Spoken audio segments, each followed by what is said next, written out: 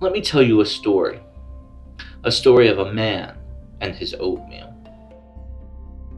This is Steve. Steve is just like any other human being. He gets up in the morning, he showers, gets ready for the day, and he eats oatmeal for breakfast. Plain old oatmeal. Every single day, Steve makes and eats his oatmeal. Steve cannot remember a time when he didn't eat oatmeal. But he was okay with this. He was okay with nothing new or exciting happening to him. Because he is boring. Dreadfully boring. Steve works for a paper company. He has a job of making sure all the papers come out as white as possible on the assembly line. Most people would say this is a terrible job, but not Steve. He loves it. It is simple and not very exciting. If you haven't picked up on this, Steve doesn't really like excitement. He likes going to work and going home, doing the same thing day in and day out. But now Steve is not at work. Due to a lack of government funding, Steve has been furloughed and forced to take some time off.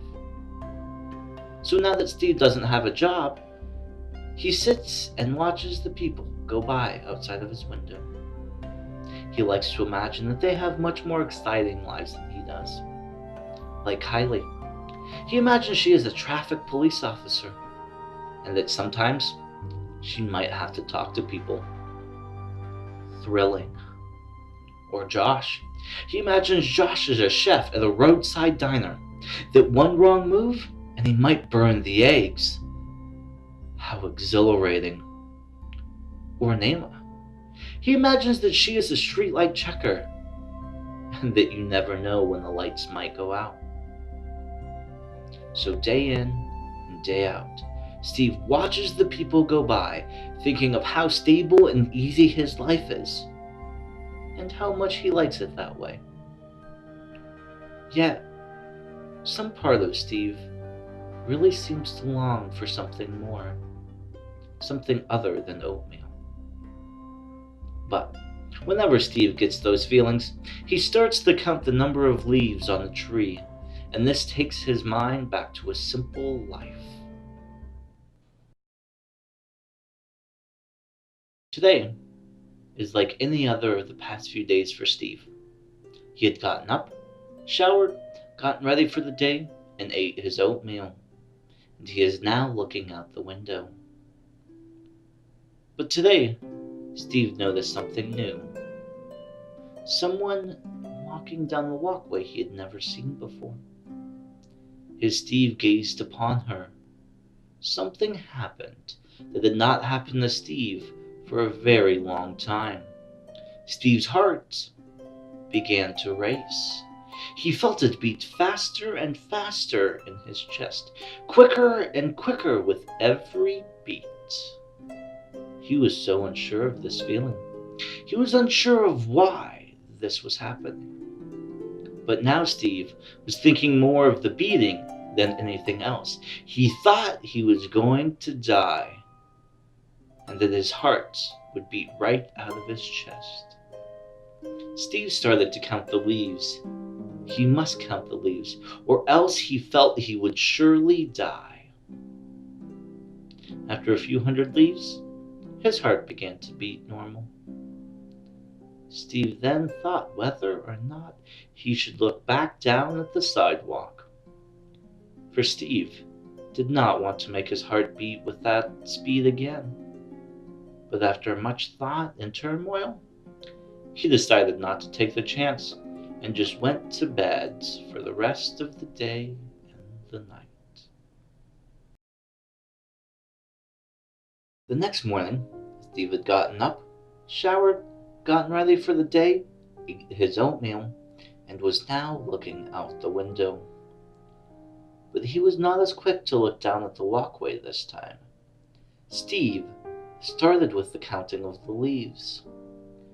As Steve counted, he noted less and less leaves. It must be coming fall, Steve thought to himself. Often, Steve would miss the passing of the seasons, for he felt it caused his body too much stress to notice such life-changing events.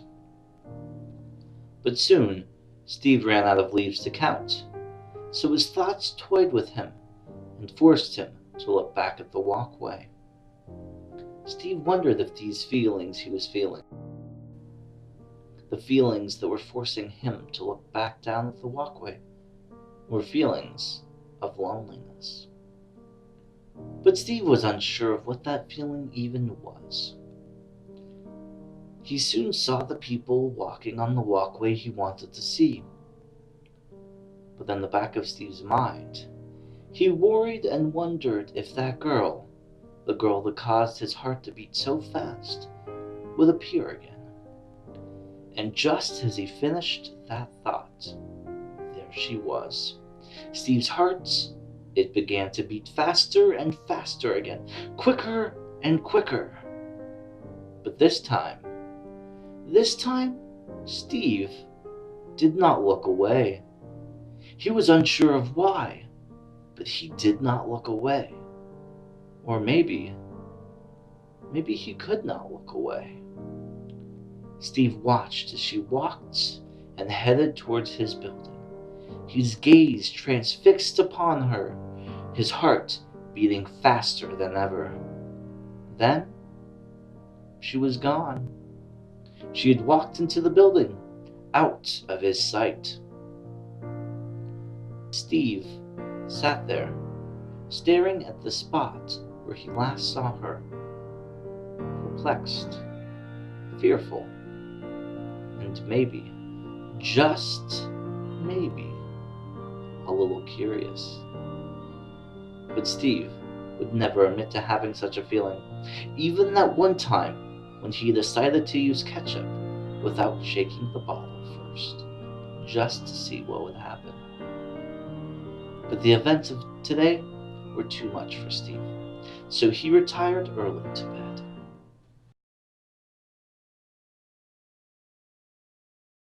The next morning, Steve had gotten up, showered, gotten ready for the day, ate his oatmeal, and was now looking out the window.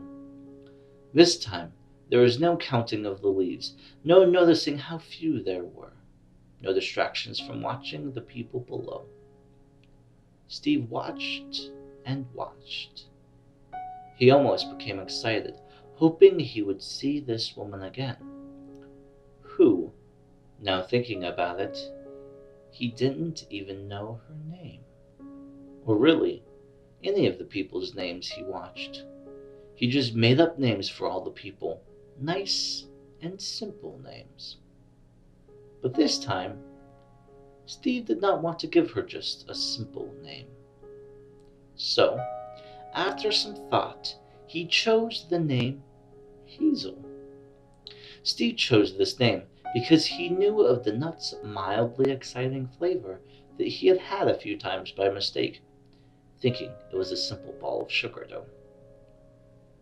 After Steve thought about it and had given her the name Hazel, he went back to thinking about his feelings of seeing the woman again. He wondered if this is what excitement felt like, but worried that he might strain himself if he thought about it too long. So he turned his attention back to the window and waited in hopes of seeing Hazel. And soon, she came walking down the walkway just like she had the days before. Again, Steve's heart began to race and race, beat faster and faster, quicker and quicker. This time, Steve did not just stare, but lifted himself out of his seat about an inch to keep his eye on her just a bit longer. Then she was out of sight again. Steve sat down, amazed at what he had just done. He thought that this is what it must feel like when you run out of oatmeal in the morning. Steve had never run out of oatmeal before, and he had always thought that it would be such a horrifying experience to do so. But now, like all the times before, Steve was too tired to think about this too much more, so he retired to bed early.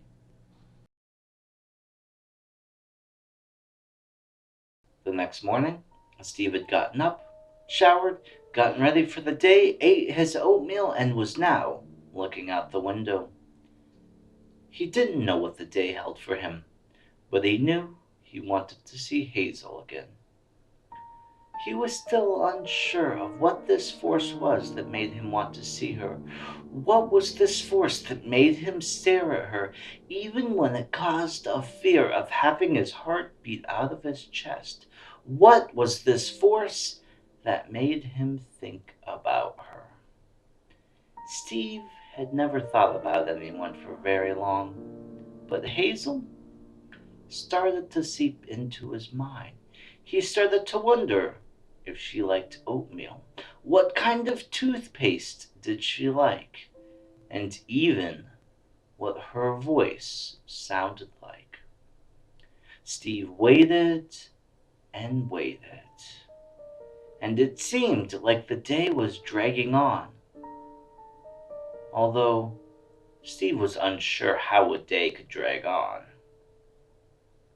Waiting and waiting, Steve was. He just kept waiting. But no Hazel.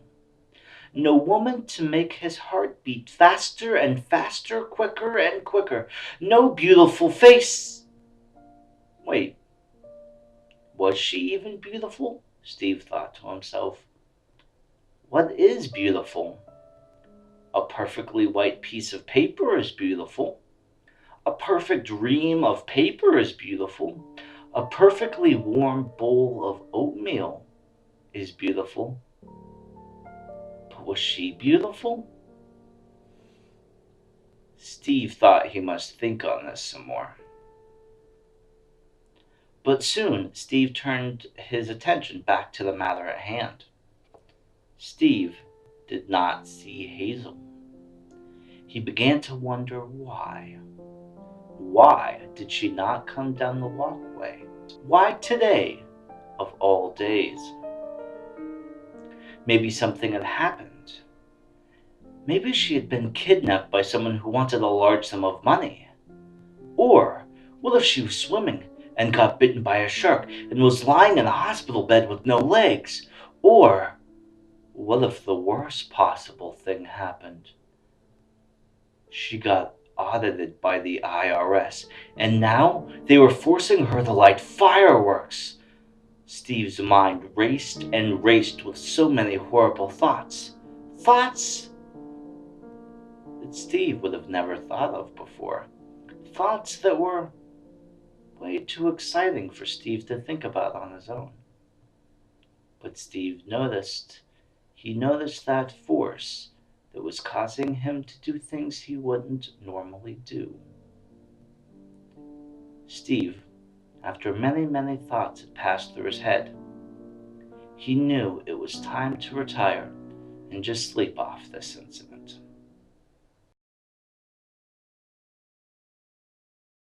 The next morning, Steve had gotten up, showered, gotten ready for the day, ate his oatmeal, and was now looking out the window. Steve did not know what he would do if he did not see Hazel today. Should he call the police? Should he talk to his building super? Steve was unsure, but he did know that any option he could think of was far too exciting for him to do. So Steve sat, watching the people again, hoping that Hazel would show up this time. And to his relief, she did, right on time.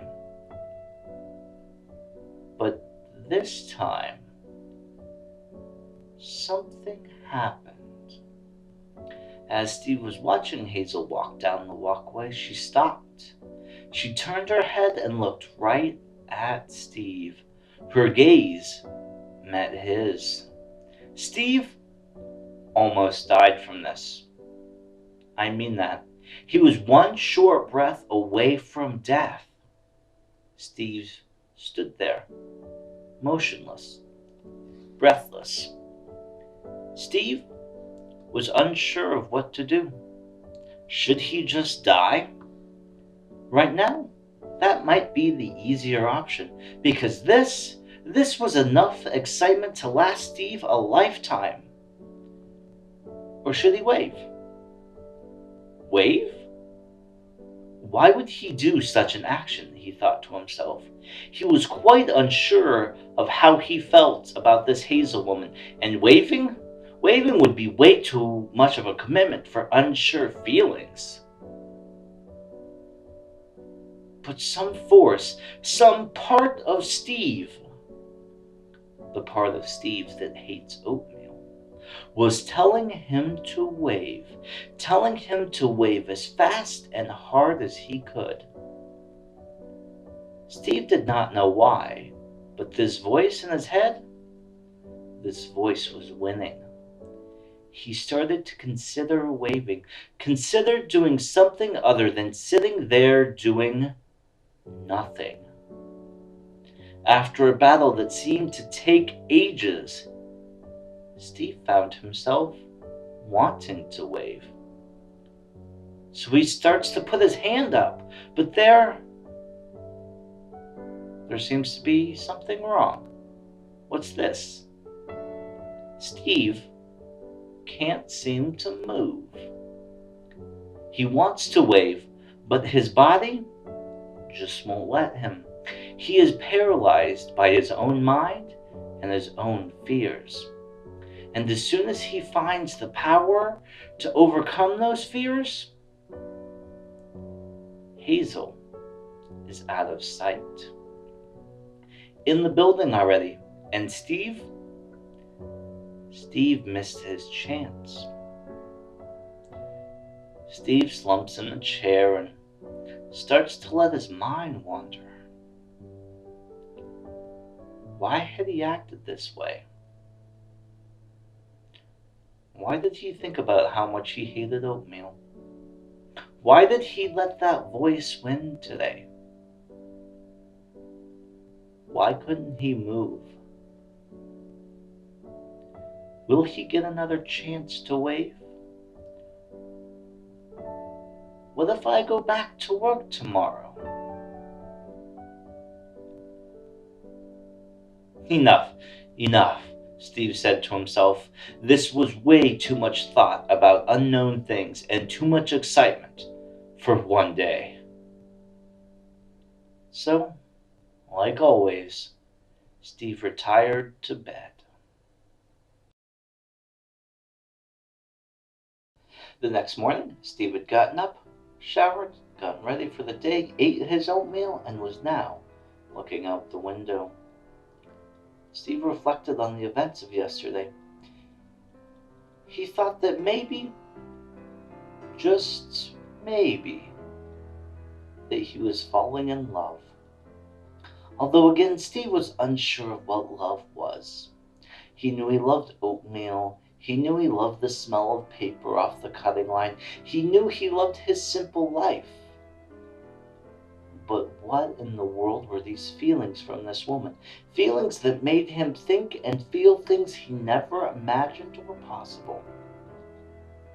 After what seemed like eons of watching the people and thinking about love, Steve decided that maybe he did love her. But surely not in the same way he loved his oatmeal. No, not in the same way at all. But as if by fate, Hazel walked into view. She kept walking, but after a few steps, she stopped, turned her head, and gazed upon Steve. Steve did not wave. He was again frozen with fear. But this time was different. Steve was already fighting his own mind, fighting his fears. And to his surprise, he was winning again. And all of a sudden, his hand shot up like a bird let out of a cage. Steve looked at his hand and his arm. as if they had been turned into some sort of stick of butter. But then he remembered the whole reason for this awkward action. Hazel. His head now turned to look down to see Hazel's response, and to his amazement, she was still there. In fact, she was waving back, and even smiling. Steve was shocked. He did not plan this train of thought out. He did not expect a wave, or even Hazel to wave back. But now she pulled her hand back and looked back at the walkway and headed inside. Steve watched as she walked out of view, and he thought today was the most exciting day he had ever had, and he did not die. Steve looked over at his hand, still awkwardly upright in the air, and Steve smiled a bit. But now he must rest, for tomorrow will come soon. So Steve retired and went to bed. The next morning Steve had gotten up, showered, gotten ready for the day, ate his oatmeal, and was now looking out the window. But as soon as he sat down, his phone rang. Steve jumped a bit and quickly answered the phone. It seemed to be his boss. His boss told Steve that he could come back to work tomorrow. Steve hung up the call and was happy. He could go back to his old routine and leave all of this excitement behind him. But there was a little voice in his head telling Steve that new paper didn't smell good, that work sucked, that oatmeal tasted like crap, that his life was boring, and that maybe Hazel was what he needed to get out of this boring life. Steve thought and watched the people walk by and thought about how exciting their lives must be, and about how happy they all seemed today. Happy. What was that again? Steve thought that maybe, just maybe, if he could somehow make himself talk to Hazel, that he could be happy. He could do something exciting and be as happy as the people walking on the walkway. But he knew he couldn't. He knew his body wouldn't let him, even if he wanted to, which he was still unsure if he wanted to do anything. But soon, Hazel was walking down the walkway. Steve saw her and froze. This is it, he thought. I could have done something besides just eat oatmeal, and I'm going to blow it because I can't move. It was then he realized that he did want to do something. He wanted to talk to Hazel. For once in his life, he wanted to do something exciting. But alas, he did nothing. He was still there, frozen, unable to budge a single muscle. He started yelling at himself and fighting with his thoughts, and soon, he could move his arms. Soon, he could move his legs. Soon, he could move his whole body. He turned to look to see if Hazel was still there, but she was not. It was too late. Steve missed his chance. Missed his one chance at talking with Hazel.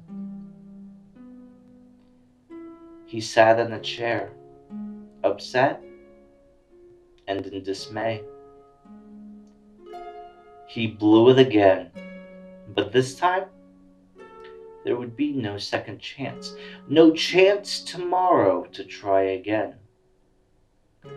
So what's the point? He would go back to the way things were and enjoy his life the way it used to be.